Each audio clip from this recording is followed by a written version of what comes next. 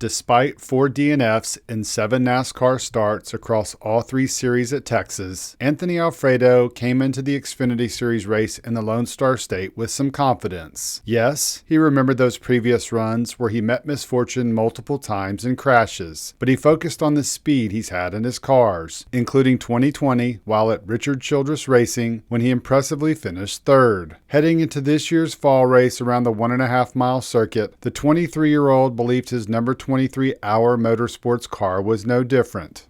But now this year, I feel like, I got some redemption here, and this place owes me one. So we're going to go out there and give it all we got. The spring race, we were fast. We had a top 10 or 12 car, but had a pit penalty late, got caught up in a wreck because of it. And today, if we just have a clean day and have as fast a car as we did in the spring, hopefully we could be ahead of all that mess and try to have a good finish.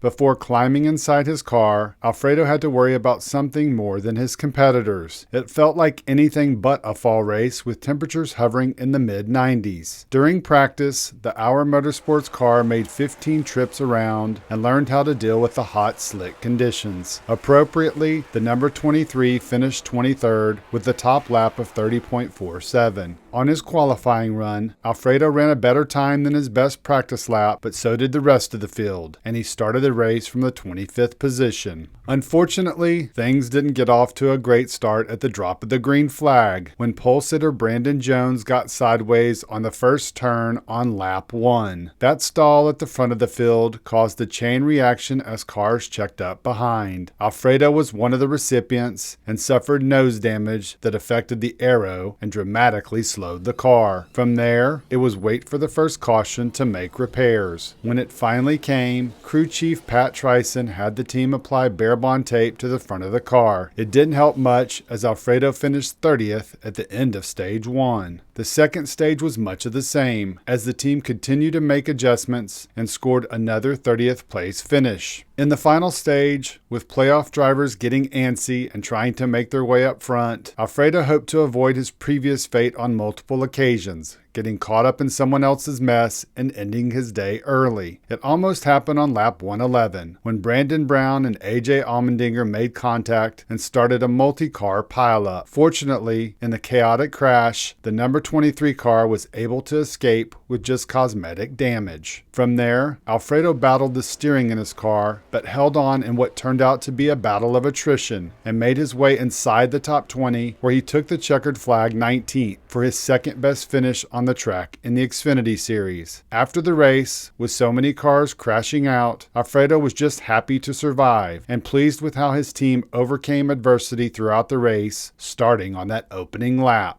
It's weird. It's hard to accept a top 20, but at the same time, just to finish today, I guess, was an accomplishment because they tore up a lot of race cars, and we actually got caught up in that turn 1 lap 1 incident, got some nose damage. I made our car really slow and it didn't handle well, but we kept making it better, and then we got shoved into that big wreck on the back stretch, and still, mostly cosmetic damage, fortunately. It messed some of the front toe up, so the car didn't steer very well, but we kind of just rode around to salvage a finish, and it ended up being a top 20 just because we did take the checkered flag. So not the day we wanted, but at the same time, it could have been a whole lot worse. We could have been in one of those wrecks and been done for the day early. On a hot day in Texas, Fast Pasta managed to survive the chaos and leave with a good feeling, knowing his team battled with him until the final lap, and all of that perseverance paid off in a solid top 20 finish.